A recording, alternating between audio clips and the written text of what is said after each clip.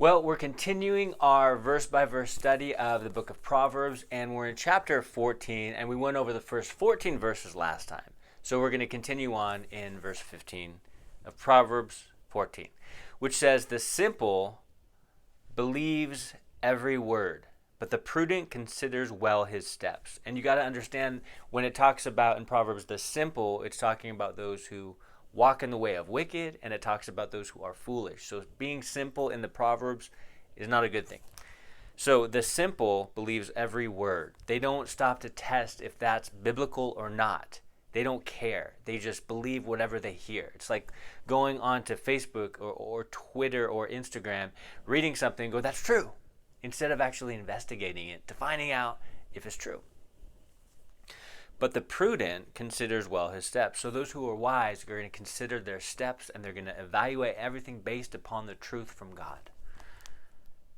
Verse 16, "A wise man fears and departs from evil, but a fool rages and is self-confident." A fool is self-confident. That is the way of the world these days.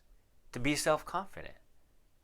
To not have God as part of the equation of your life, and do whatever you're going to do. Be self-confident. Try to conjure up confidence. But really, only confidence, true confidence, comes from Christ.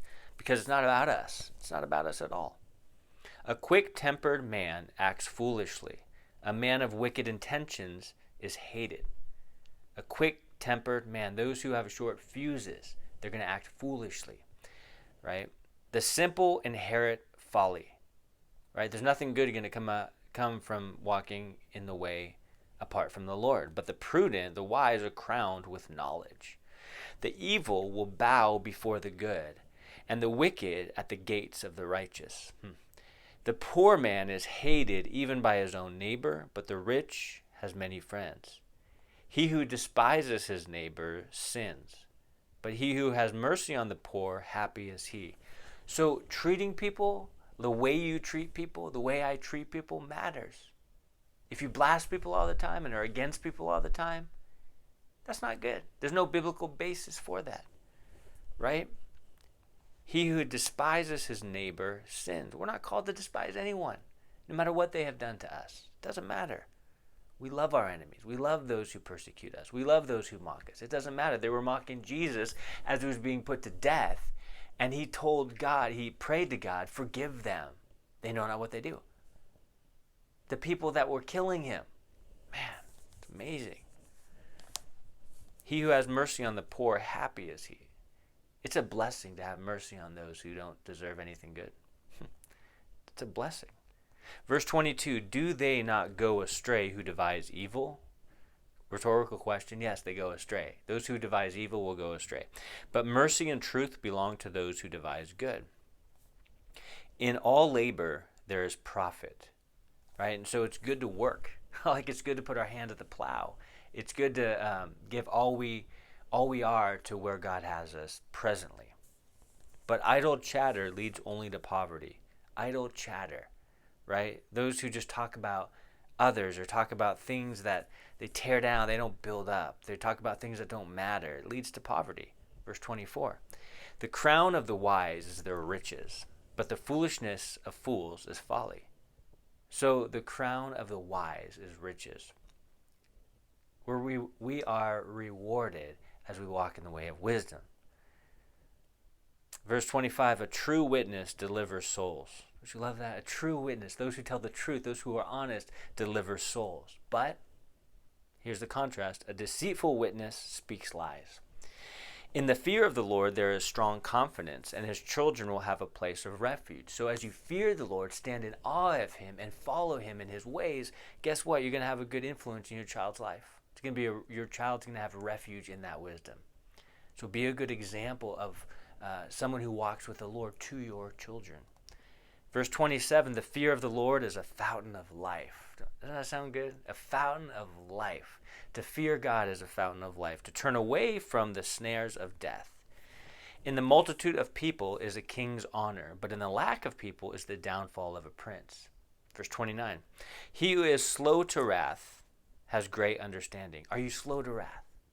Or do you just get angry about everything and go on a rant? That's ungodly. To get angry about stuff and go on a rant, just rage, bitterness. It's like, no, that's not the way of the godly. But he who is slow to wrath has great understanding. But he who is impulsive exalts folly. If you're impulsive, if you just hear something and get angry and just react, that's not the way of the Lord. That's not walking in truth. That doesn't please the Lord. Slow to wrath, that pleases God. A sound heart is life to the body, but envy is rottenness to the bones. Yeah, envy. Envy is rottenness to the bones. So true. Envy is never good results from envy. He who oppresses the poor reproaches his maker. In other words, have a heart for the poor. But he who honors him has mercy on the needy. Honor God, and you'll have mercy on the needy. You'll understand that they're lost, that they need help, that they need hope. The wicked is banished in his wickedness, but the righteous has a refuge in his death. Verse 33, wisdom rests in the heart of him who has understanding. Do you have understanding? Are you walking in the way of the Lord? Are you soaking in his wisdom? Well, then guess what? You're going to have understanding. You're going to rest in that wisdom. But what is in the heart of fools is made known. So those who speak foolishness, that foolishness will come out. People will know it, and they'll see they're not walking in the right way.